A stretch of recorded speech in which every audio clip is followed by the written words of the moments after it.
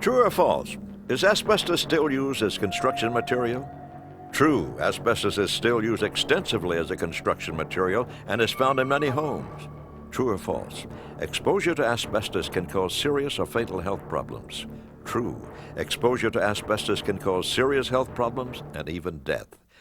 Asbestos, a mineral mined in North America, has qualities that make it useful for thermal insulation and acoustical properties, as well as fireproofing. Asbestos may be a useful construction material, but it can also be a deadly hazard to those who are exposed to it. That is why it is critical for anyone working with or around asbestos to be properly trained on how to protect themselves and the public from the potentially deadly consequences of exposure.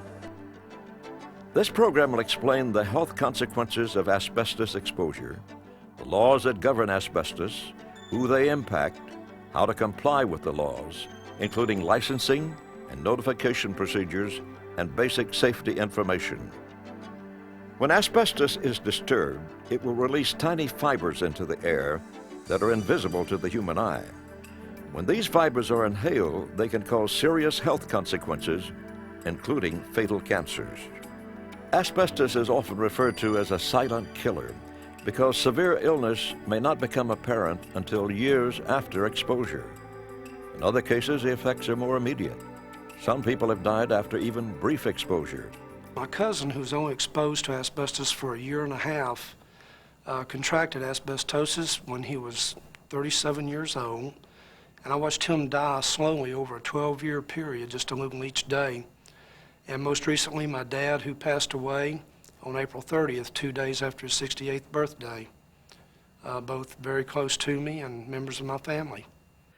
Asbestos is so toxic that when it was more commonly used, family members or people who work with it became critically ill from particles unknowingly brought home on the clothes of their loved ones. My dad would come in at the end of the day, and of course, his coveralls were just almost pure white. And my mother would take those and she would go into the washroom, of course, and shake them out like most wives do to get all the gross dust and material off of them before she put them in the washing machine. And a lot of times she washed them with the other clothing. And also, my dad would bring home these canvas rags that came with the pipe covering material, and my mother washed those and used them for dish rags and dry towels, and they made great baby diapers also. And due to secondary exposure, a lot of housewives are dying today from mesothelioma and even from asbestosis, where their husbands exposed it to them when they came home from work in the afternoons, and their children. Asbestos exposure has been linked to three primary conditions. The first of these is called asbestosis, and this is a chronic lung disease which causes severe shortness of breath and debility. The second condition is bronchogenic carcinoma, which is a type of lung cancer that is similar to that seen in smokers. And in fact, the combination of asbestos exposure and smoking produces a much higher risk of bronchogenic carcinoma than either one of the two exposures alone. The third condition is called mesothelioma, and this is uniquely associated with asbestos. And this condition is also a form of cancer affecting the lining of the lung or the abdominal cavity. Any one or all of these conditions can produce severe debilitating illnesses and result in considerable shortening of a person's life. Many people think that asbestos-containing materials are not in production anymore. The Environmental Protection Agency attempted to ban the manufacturing of asbestos and phase out its use. That ban was successfully challenged, and as a result, asbestos is still used today. Because of the serious health consequences of asbestos exposure, laws were passed that regulate its use and maintenance. In 1991, the Texas Department of Health mandated control of asbestos within public buildings. The Texas Department of Health also created the Asbestos Programs Branch to protect and promote public health, as well as regulate the asbestos industry within the state. Two sets of rules and regulations enforced by the Texas Department of Health govern the use of asbestos. They are the Texas Asbestos Health Protection Rules and the Federal National Emission Standards for Hazardous Air Pollutants. These laws apply to all buildings which are subject to public occupancy, or to which the general public has access. The federal laws also cover all industrial facilities. The laws apply to all persons disturbing, removing, or handling asbestos within public or commercial buildings for any purpose. This includes repair, renovation, dismantling, demolition, installation, or maintenance operations, or any other activity that may involve the disturbance or removal of asbestos-containing materials, whether intentional or unintentional.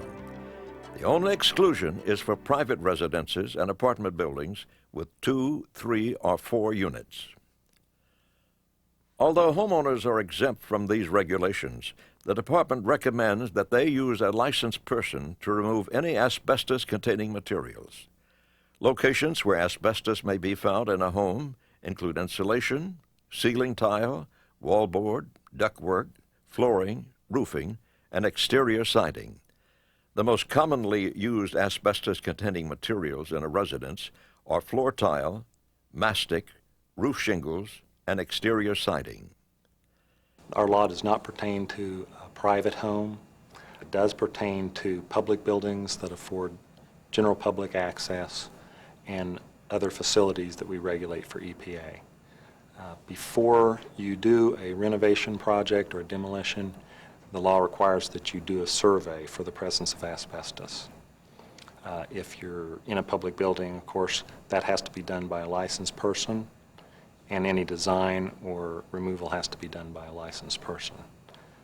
Non-compliance with these regulations can result in heavy fines up to $10,000 a day per violation. Last year in Texas, there were 752 cases of proposed penalties totaling over $4 million. If you suspect that a site where you will be working has asbestos, the first step is to have the site surveyed by a licensed asbestos inspector. If the inspector finds asbestos, the second step is to notify the Texas Department of Health Asbestos Programs Branch by submitting a notification form. The notification form must be postmarked 10 working days prior to any projects. However, work cannot start before the 11th day. These projects include the disturbance of asbestos-containing material in a building or facility, or before the demolition of a building or facility, even when no asbestos is present. The majority of fines and violations result from improper notification procedures. So it is very important to properly notify the Texas Department of Health about a project.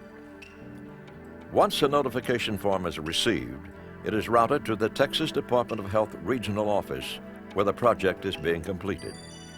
To obtain the demolition renovation notification form, or for help filling it out, call 512-834-6600 or 1-800-572-5548, or call your local regional office for assistance. Help is available in English or Spanish. An inspector from the regional office may come out to the project to ensure that everyone on site is licensed and that the work is being completed properly. The Texas Department of Health inspectors can help you achieve compliance, which ensures the health of the public, employees, and which also limits the liability of building owners. Any person involved in the activities listed in the law have to be licensed by the Texas Department of Health. This includes construction personnel, electricians, and plumbers. To become licensed requires attending an initial 40-hour class taught by Texas Department of Health certified trainer and annual refresher courses. Licensing ensures that a worker will know how to maintain or remove asbestos so that it does not endanger their own health, the health of co-workers, or the health of the general public. The training covers health effects of asbestos, proper procedure for controlling, proper protective gear, insurance and legal aspects, pertinent regulations, and hands-on training on how to properly contain asbestos. One of the keys to a successful abatement project is proper training of the contractors, workers, and supervisors. And although this is required by law, it's important for the building owner to emphasize this prior to a project in order to protect their liability and property, as well as the safety of the building occupants and the contractor's workers. Training on proper abatement and handling of asbestos is critical because it's a very complex process. During an asbestos abatement project, there are many environmental and engineering controls put into place to ensure that asbestos fibers are not released. The site must be fully enclosed, creating an airtight work environment. Air monitoring is performed to determine whether or not any asbestos fibers are being released into the air. Workers must wear a respirator that provides proper protection, protective overalls, leather gloves to protect from abrasion and fibers, safety goggles when necessary, and steel-toed boots. A 3-part decon area is set up. This includes proper disposal of clothing and a shower to ensure that fibers are not carried out from the worksite. All materials are disposed of in specially sealed bags and taken to a regulated landfill licensed to accept asbestos. Without proper training, the health of workers and the public is endangered.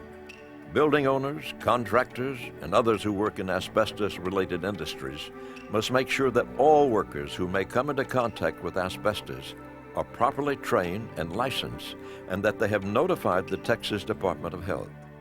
The prevention of asbestos exposures is very critical to everyone because of the public health risk, financial, regulatory, and moral aspects.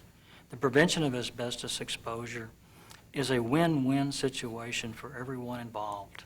This responsibility cannot be taken lightly because it may mean the difference between life and death for someone. The most important thing to remember is that there is no safe level of exposure to asbestos fibers. One fiber in the wrong part of your body can cause an asbestos-related disease such as mesothelioma. It can kill you. It causes cancer. I know because I've experienced this with my own family. I miss my cousin. I miss my dad. For more information on notification and licensing requirements or on asbestos in general, please call 512-834-6600 or 1-800-572-5548.